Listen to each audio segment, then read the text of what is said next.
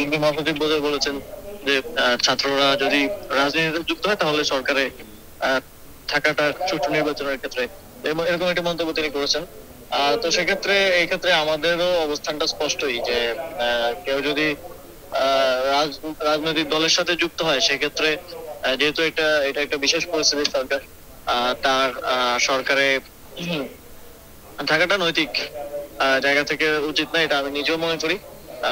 এবং তবে এক্ষেত্রে যদি যারা ছাত্ররা এখন রাজনৈতিক দল খোলার কথা বলছেন, বৈষম্যবিরোধী ছাত্র আন্দোলন কিংবা নাগরিক কমিটি, সরকারে যে তিনজন ছাত্র উপদেষ্টা আছেন তারা যদি এই প্রক্রিয়ার সাথে না থাকেন তাহলে তো সেক্ষেত্রে কোনো বাধা নেই। আহ সেক্ষেত্রে কোনো বাধা থাকার কথা না। কিন্তু যেটা তিনি বলেছেন যে ছাত্রদের অংশগ্রহণ ছাড়া যে নিরপেক্ষ সরকারের যে ধারণাটা তিনি দিতে চেয়েছেন এটা তো মূলত আসলে 1/11 সরকারের মতো, এবং 1/11 সরকার আমরা দেখেছি যে কিভাবে আওয়ামী লীগকে 8 সালের নির্বাচনে ক্ষমতায় আনার জন্য পাটাতনটা তৈরি করেছে, এবং বিএনপিরও সেই সরকার নিয়ে এই সেম অভিযোগটাই আছে যে 1/11 সরকার আওয়ামী লীগকে নির্বাচনে আনার জন্য পাটাতনটা তৈরি করে দিয়েছে শেষ মুহূর্তে গিয়ে।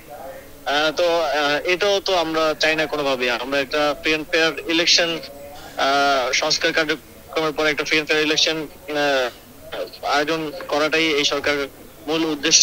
তবে এই ক্ষেত্রে একই সাথে যখন বিএনপি মহাসচিব এই কথাগুলো বলেন, সেক্ষেত্রে ওনারও একটা বিষয় মনে রাখা উচিত যে বিএনপিও নানা সময়ে বিভিন্ন সাংবিধানিক গুরুত্বপূর্ণ পদে, রাষ্ট্রীয় পদে নিয়োগ কিংবা পদোন্নতির ব্যাপারে সরকারকে নানাভাবে আসলে তদবির করা কিংবা চাপ প্রয়োগ করা, এবং আইজি পরিবর্তন করার সময় এক ধরনের চাপ প্রয়োগ করার মতো পরিবেশও তৈরি করেছেন। সেক্ষেত্রে সরকারকেও কাজ করার স্বাধীনতাটা আসলে দেওয়া প্রয়োজন। তাহলে তো জনগণের কারো কারো কথা আমরা যখন শুনি তাদের মধ্যে দেখি যে অনেকেই মনে করছে এটা বিএনপির সরকার, কেননা স্থানীয় পর্যায়ে মাঠ প্রশাসনে অনেক জায়গায় আসলে যারা সরকারি কর্মকর্তারা দায়িত্বরত থাকেন তাদেরকে চাপ দিয়ে নানা ধরনের সুযোগ সুবিধা বিএনপি নিচ্ছে।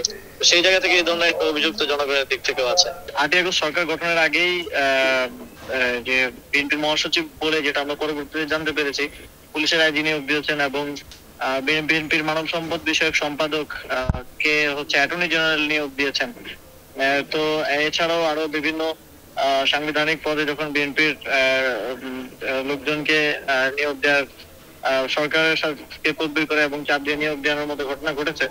তো সেটা তো আসলে অন্যান্য রাজনৈতিক দলগুলোর জন্য একটা শঙ্কার বিষয় যে একটা সুষ্ঠু এবং নিরপেক্ষ নির্বাচন কিভাবে সম্ভব হবে যদি একটা দলের প্রতিনিধিত্ব প্রশাসনে কিংবা যারা নির্বাচন আয়োজন করবে নির্বাচন কমিশনে থাকে, তাহলে সেটা কিভাবে আসলে সুষ্ঠু এবং নিরপেক্ষ নির্বাচন হতে পারে, এই শঙ্কাটাও আছে। এবং সরকারের দিক থেকে আমরা চাই একটা সুষ্ঠু এবং নিরপেক্ষ নির্বাচন আয়োজন করতে, এবং সেক্ষেত্রে এখনো আমরা এটাই চাই যে সকল রাজনৈতিক দলগুলো এই ক্ষেত্রে সরকারকে সহযোগিতা করবে।